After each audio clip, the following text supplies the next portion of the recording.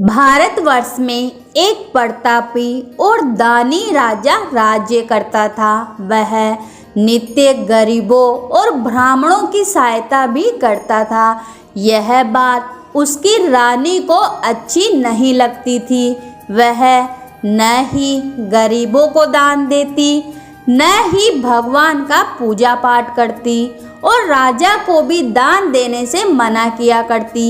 एक दिन राजा शिकार खेलने वन को गए तो रानी महल में पीछे से अकेली थी। उसी समय बृहस्पति देव साधु वेश में राजा के महल में भिक्षा लेने के लिए आए और भिक्षा मांगी।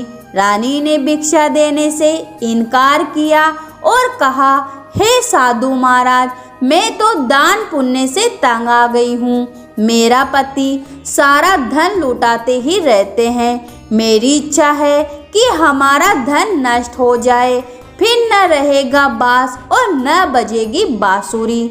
साधु महाराज ने कहा, देवी, तुम तो बड़ी विचित्र हो। धन संतान तो सभी चाहते हैं, पुत्र और लक्ष्मी तो पापी के घर भी होने चाहिए।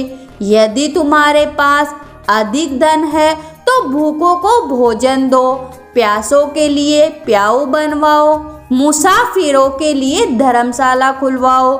जो निर्धन अपनी कुंवारी कन्याओं का विवाह नहीं कर सकते, उनका विवाह करवाओ। तो ऐसे और कई काम हैं जिनके करने से तुम्हारा यश लोक परलोक में फैलेगा। परंतु रानी पर उपदेश का कोई प्रभाव नहीं पड़ा। वह बोली, महाराज, आप मुझे कुछ न समझाए। मैं ऐसा धन नहीं चाहती जो हर जगह बांटती फिरूं। साधु महाराज ने उत्तर दिया, यदि तुम्हारी ऐसी इच्छा है तो तथास्तु। तुम ऐसा करना कि बृहस्पतिवार को घर लीपकर पीली मिट्टी से अपना सिर धोकर स्नान करना, भट्टी चढ़ाकर कपड़े धोना। ऐसा करने से आपका सारा धन नष्ट हो जाएगा। इतना कहकर वह साधु महाराज वहां से आलोप हो गए। साधु महाराज के अनुसार कई बातों को पूरा करते हुए रानी को केवल 3 बृहस्पतिवार ही बीते थे कि उसकी समस्त धन संपत्ति नष्ट हो गई। भोजन के लिए राजा का परिवार तरसने लगा। तब एक दिन राजा ने रानी से बोला कि हे रानी, तुम यहीं रहो, मैं दूसरे देश को जाता हूँ, क्योंकि यहाँ पर सभी लोग मुझे जानते हैं, इसलिए मैं कोई छोटा कार्य भी नहीं कर सकता। ऐसा कहकर राजा परदेश चला गया। वहाँ वह जंगल से लकड़ी काट कर लाता और शहर में बेचता। इस तरह वह अपना जीवन व्यतीत करने लगा। इधर राजा के परदेश जाते ही रानी और दासी दुखी रहने लगी। एक बार जब रानी और दासी को 7 दिन तक बिना भोजन के रहना पड़ा तो रानी ने अपनी दासी से कहा, हे दासी, पास ही के नगर में मेरी बहन रहती है। वह बड़ी धनवान है, तो उसके पास जा और कुछ ले आ, ताकि थोड़ी बहुत गुजर बसर हो जाए। दासी रानी के बहन के पास गई। उस दिन गुरुवार था और रानी की बहन उस समय बृहस्पतिवार व्रत की कथा सुन रही थी। दासी ने रानी की बहन को अपनी रानी का संदेश दिया, लेकिन रानी की बड़ी बहन ने कोई उत्तर नहीं दिया। जब दासी को रानी की बड़ी बहन से कोई उत्तर नहीं मिला तो वह बहुत दुखी हुई और उसे क्रोध भी आया। दासी ने वापस आकर रानी को सारी बात बता दी। सुनकर रानी ने अपने भाग्य को कोसा। उधर रानी की बहन ने सोचा कि मेरी बहन की दासी आई थी, परंतु मैं उससे नहीं बोली, इससे वह बहुत दुखी हुई होगी। कथा सुनकर और पूजन समाप्त करके वह अपनी बहन के घर आई और कहने लगी, हे बहन, मैं बृहस्पतिवार का व्रत कर रही थी। तुम्हारी दासी मेरे घर आई थी, परंतु जब तक कथा होती है तब तक न तो उड़ते हैं और न ही बोलते हैं, इसलिए मैं नहीं बोली। कहो दासी क्यों आई थी?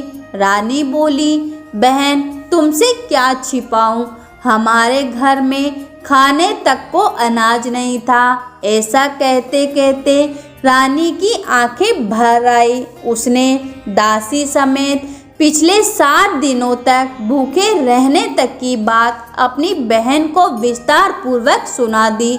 रानी की बहन बोली, देखो बहन, भगवान बृहस्पति देव सबकी मनोकामना पूर्ण करते हैं। देखो, शायद तुम्हारे घर में अनाज रखा हो। पहले तो रानी को विश्वास नहीं हुआ, पर बहन के आग्रह करने पर उसने अपने दासी को अंदर भेजा तो सचमुच उसे अनाज का भरा एक घड़ा मिल गया। यह देखकर दासी को बड़ी हैरानी हुई। दासी रानी से कहने लगी, हे रानी, जब हमको भोजन नहीं मिलता तो हम व्रत ही तो करते हैं, इसलिए क्यों न हम इससे व्रत और कथा की विधि भी पूछ लें ताकि हम भी व्रत कर सकें। तब रानी ने अपनी बहन से बृहस्पतिवार व्रत के बारे में पूछा। उसकी बहन ने बताया, बृहस्पतिवार के व्रत में चने की दाल और मुनक्का से विष्णु भगवान के केले की जड़ की पूजन करें तथा दीपक जलाएं, व्रत कथा सुने और पीला भोजन ही करें। इससे बृहस्पति देव प्रसन्न होते हैं। व्रत और पूजन विधि बताकर रानी की बहन अपने घर लौट आई।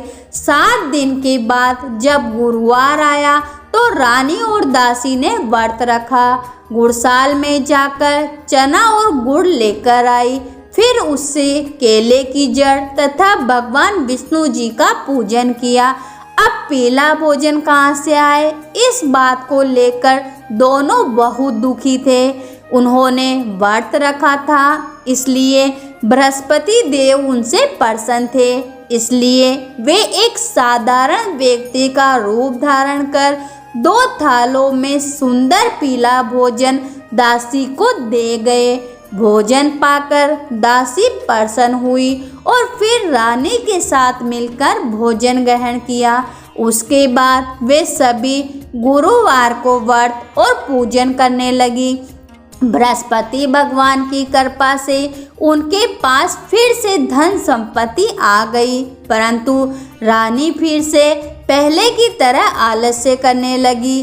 तब दासी बोली, देखो रानी, तुम पहले भी इस प्रकार आलस्य करती थी, तुम्हें धन रखने में कष्ट होता था, इस कारण सभी धन नष्ट हो गया और अब जब भगवान बृहस्पति महाराज की कृपा से धन मिला है तो तुम्हें फिर से आलस्य हो रहा है। रानी को समझाते हुए दासी कहती है कि बड़ी मुसीबतों के बाद हमने यह धन पाया है, इसलिए हमें दान पुण्य करना चाहिए, भूखे मनुष्य को भोजन कराना चाहिए और धन को शुभ कार्यों में खर्च करना चाहिए, जिससे तुम्हारे कुल का यश बढ़ेगा, स्वर्ग की प्राप्ति होगी, पितर भी प्रसन्न होंगे। दासी की बात मानकर रानी अपना धन शुभ कार्यों में खर्च करने लगी, जिससे पूरे नगर में उनका यश फैलने लगा।